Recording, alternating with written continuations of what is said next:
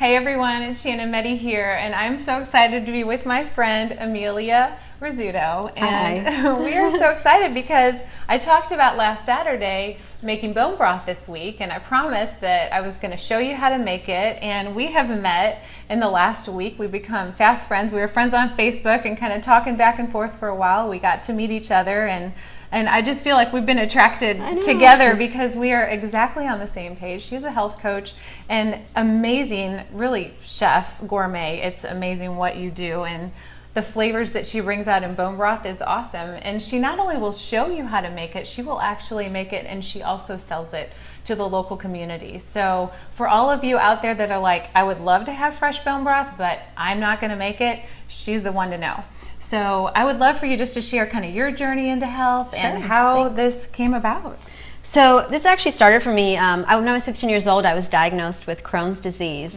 And Crohn's disease is a digestive disorder. It affects, the small intestine. And so it wasn't really until after I had kids, like in my 30s, that I started looking into nutrition and taking care of myself and went back to school. And the more research that I did, the more it kept coming back to the bone broth and the recommendations of bone broth healing the gut and how good it was for your skin and joint health. And so I started making bone broth because when I started doing this a couple of years ago, it wasn't as available as it is now. Nowadays you could buy it in grocery stores. So I've really been doing this for a few years now and kind of perfected the method. So we'll show you how to make it today. Yeah, that'd be fun. And the other thing I love that you were talking about earlier is really how respectful it is to make bone broth. Because tell them a little bit about what you're using in your bones. Yes. So we're actually using the parts of the animal that are not eaten. Right. And we all consume so much meat. And if you think about our ancestors, not even that far back, like our grandmas, my grandma, I remember her sitting at the table chewing on the bones. Right. And really that's where the minerals are. That's where so much of the nutrients are, and we're not getting that. And so in the bone broth, not only are we being respectful to the animal by using the parts that would otherwise be waste, we are also getting all these amazing minerals into our bodies. Absolutely. So we are using today, we have chicken backs. Okay. That's what these are. These are basically just the backs of the animal. So there's really very little meat on this, and I've cut off most of the fat. So it's just really, we want the bones. And so, and then here I've got the feet. So I know a lot of people are kind of a little grossed out by these guys, but actually this is where we're getting the gelatin. Yes. So it's really an important part of it because you want your bone broth when it's in the fridge, once it cools, you want it to have kind of like a jello consistency. So it should be a little thicker. Wonderful. That's when you know it's the good stuff. So we start by putting our bones, and I've got some water in here already because we want to soak them a little bit first. So when I do it, I first put in the backs, and I have a lot of water here. I've got a 20-quart pot, so it's really important to make sure that your ratio of bone to water is really high because we don't want this to be watery. We want it to be really, really full of minerals and thick. So how much will this make when this is all said and done? So this is how she packages it in these mason jars. She likes to keep it in glass, which is wonderful. Absolutely. We never want to put anything hot into plastic. And we don't want to store it in plastic either. And again, environmental, and just we want to be conscious of the amount of waste we're producing. So how many mason jars do you typically come out of? About anywhere between 10 and 12. Okay, great. So then we're going to add our feet in.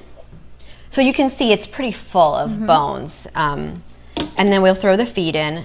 This is a little bonus here. And then Shannon, if you don't mind helping me with the apple cider vinegar. Yep. So this is Bragg's apple cider vinegar, and there's something in here called the mother. And it's basically little bacteria. We want... How much do you want? So because I have so much water, we definitely want about a 1/4 cup. Normally, if you would do it just in a small crock pot, you would probably just put in about a tablespoon. Okay. And the reason that we add in the apple cider vinegar is that it will start breaking down these bones and pulling the minerals into the water. And typically what I would do when I make this is that I would let this sit in the water and in the apple cider vinegar for about an hour before I turn it on. And that way, it'll give a chance for the bones to really start kind of breaking down, getting the minerals in. And then once this has sat for about an hour, then I would plug in my crock pot and I would put in our vegetables. Okay. So if you want to start with the veggies. Yep. Carrots. So you want to talk a little bit about what you're using and why? I want to also tell you guys that all of these ingredients are organic. And when you buy organic ingredients, it's really important. Let me just show. Yep.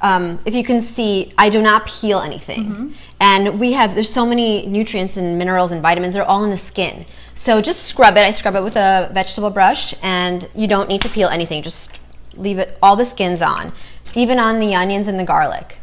You just kind of want to open everything up, and the garlic is just crushed. We want to crush that garlic. Smells amazing. Yeah, and you want to put a good amount in because we wanted to have some flavor. Okay, so let's talk about these. Yeah, who knows what that is, right? Yeah, I mean, anybody? Kind of a strange looking thing. This is actually a turmeric root.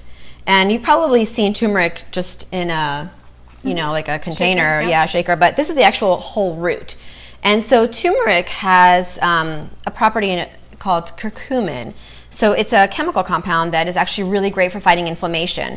And so because we're making more of a medicinal broth, I add turmeric in, which is not typically added in, but I've been doing it and I think that it's great. And as I mentioned earlier to you, turmeric is a fat-soluble nutrient, so you definitely want the fat to help carry the curcumin into the cell so that it really works. And there's plenty of that in here. So I just cook out the whole root, and again, leave the skin on. I've scrubbed it really well, and it's nice and clean. And we just let all of that get into the water. And then we need to flavor it, right? Right. So let's throw in some. And hers has flavor. My mom's so excited because I've been having her drink bone broth. She's been dealing with some heart health issues and things like that, and so really working on her health. And so she's been drinking bone broth, but it's not real flavorful. And so I told her about you, and she's like, I want it, just bring it home. She could not wait for me to do this video. You got it, She's like, I'm all in. Okay, I'm having trouble here. There we go. Okay, how much do you want? So peppercorn? Yeah, let's also put in about half of this. Okay. I usually just put in a couple. That's good. Right. So we just have about half of that. Just give it some flavor. That's enough. And now just do the whole peppercorns. And then we'll put in about 3 bay leaves. Again, this is a lot of water. If you're doing it on your stovetop, you may just want 1 or 2. While you're working on that, I'm also going to do some sea salt. And I don't add a lot of sea salt into this because a lot of the people that I sell to, their doctors recommend low sodium diets. But this way, it also gives you the opportunity to use fresh sea salt. So when you have it in your cup, after you've heated it up, I like to add pink Himalayan sea salt to mine, just sprinkle a little bit in, and that way you kind of get that charge from it.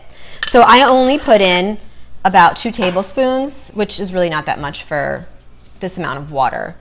When you taste it, it doesn't really taste very salty. So no, I love the idea of adding it in fresh, right? When it's fantastic. Yeah. Have it, and talk about, you'll get these little text messages at night sometimes from. Yes, I've had some of the people that buy it from me text me at night and say, "Oh, I'm drinking your bone broth, and it just feels so good." It's really soothing when you warm it up, and you can actually crush a fresh piece of garlic right into your cup, and that way it gives you some immune boosting properties as well. So it really is what I consider medicine. I mean, so when it's warm and you put that fresh salt and that fresh garlic, and I actually, if you can see in here, there's some green stuff floating in here. Yes. That is parsley. So I put fresh parsley into the jars. That way you can heat it up all together, and you'll get some extra minerals out of the parsley, and you can nibble on the parsley. Everything it's pretty. You do. Her background is in fashion, so you've even brought your fashion gifts into food, which I love. Thanks. It's really fun. So we're going to put Amelia's Facebook link above this video so that you can reach out to her on Messenger. She's launching a new website next month, so that's going to be exciting. She's going to be doing more videos. We're going to be sharing more things with you, so we're excited about just what the next steps are for us and to share with our communities of health and nutrition. So thank you so much for watching, and we'll see you soon. Thank you.